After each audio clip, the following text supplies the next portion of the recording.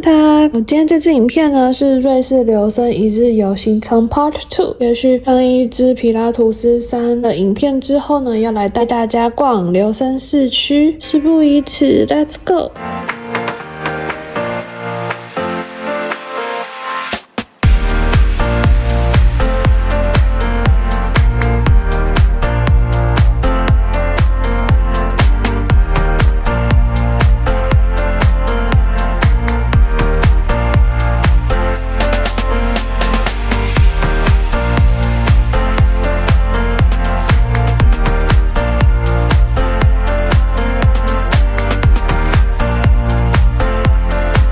我们后面的就是琉森湖了。这个小空地在KKL 的对面 ，KKL 就是琉森的Culture and Congress Center， 直接从火车站出来就可以到这边了，很漂亮一个小景点。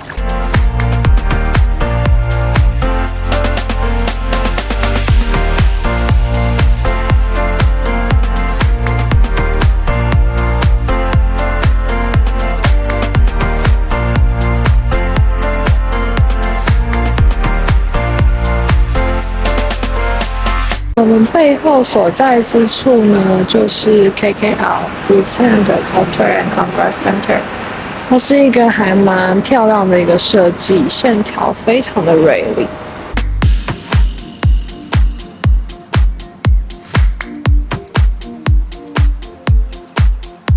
这个拱门呢，是1896年盖好的火车站，在1971年大火之后唯一留下来的。上面的那个雕像是 Zeitgeist， 就是 the spirit of our time。我们后面呢，就是卢森非常有名的 Chapel Bridge。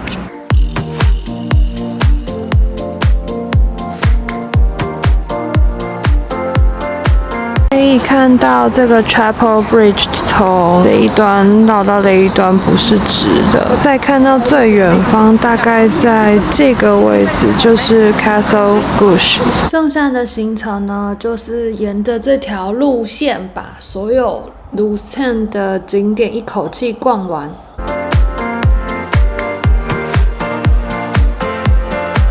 这个教堂呢，在那个 Chapel Bridge 旁边，所以基本上景点其实都在一起的，非常的近。现在的这个位置啊，应该是拍 Chapel Bridge 最好的位置之一。在它的官网上面看到的照片，好像都是从这边拍的。教堂的对面有一个凸出来的地方，刚好可以拍到 Chapel Bridge 的照片。车站呢，在后面，现在 Chapel Bridge 的那个方向，所以车站过来，沿着这条路其实还蛮多还蛮漂亮的拍照景点，不一定要挤在进出跟人家人挤人，因为很多人在桥上，然后很多人在桥的附近，所以走远一点其实景色比较好看。Chapel Bridge 跟它的 Water Tower 至今有600-700年的历史了。然后它除了桥的功能之外呢，还有防御工事的作用。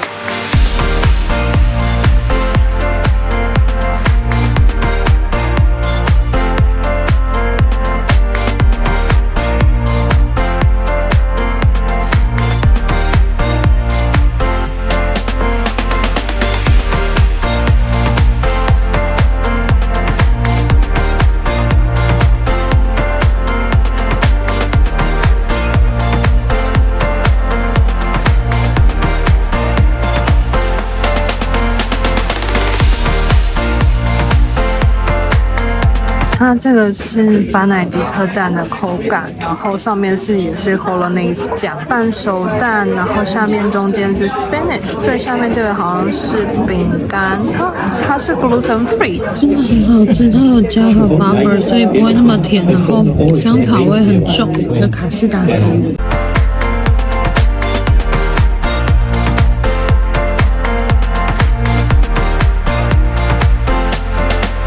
我们现在要去旧墙区哦，其实这样走起来还蛮顺路的，景点跟景点之间都很近。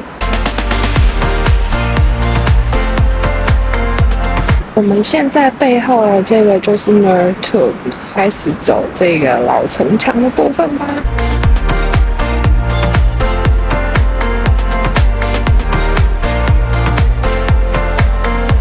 来的景色还不错，可以看到下面那个市区的位置。那我后面要爬上去，要爬这么多。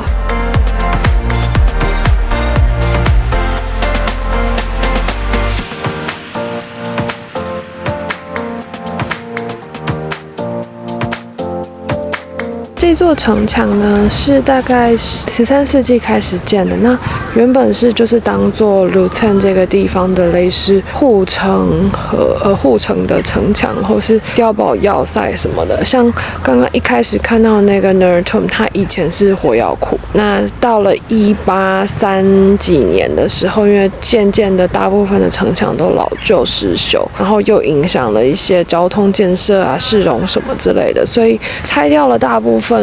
然后现在就只剩下我们所看到的这一小段而已。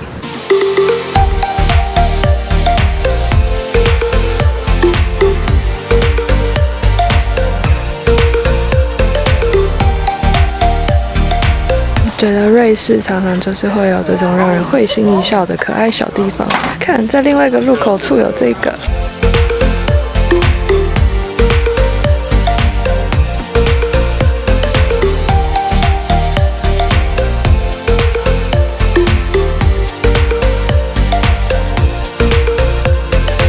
神奇的是，从穆斯跟马尔走下来，后面这边就是我的饭店了。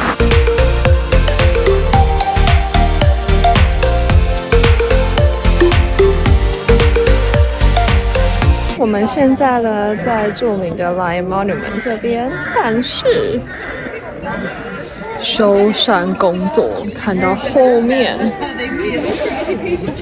总觉得呢，我每次都会遇到这种奇怪的状况。去大笨钟也是，没有看到大笨钟，只看到修缮的大笨钟。好不容易来了一趟Luzern也是这样，也不知道到底发生什么事情。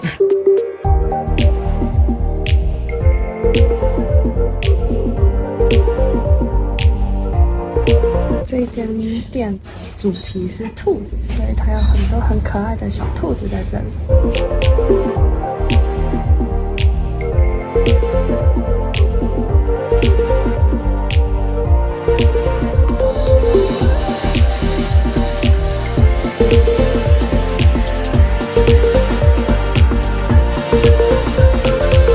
来总结一下这趟琉森的行程，我大概从快2点开始逛，大概3个小时我就回到饭店。所以其实如果说真的只是逛市区逛一逛的话，半天时间已经够很多很多了。那关于饭店，我还蛮推荐我住的这间饭店，它的位置非常的好，因为离Luzern的车站走路不到10分钟，然后旁边一边是直接上去就是 Musikmauer古城墙区，另外一边就是那个 Lion Monument， 虽然它到5月中才开门，旁边也有超市，像是 Dana Co-op 都有 ，Migo 也在附近，非常的方便，走出去就是 bus stop， 而且它的价位算不贵，就是很 typical 的小型饭店，不会说到太高级还是什么，空间也很小，但就是非常的干净大家如果有机会来琉森的话，还蛮推荐这间饭店的。好啦，我们琉森一日游的行程到此正式结束。如果喜欢我的影片的话，记得帮我订阅、按赞、分享。那我们下支影片见咯，拜拜。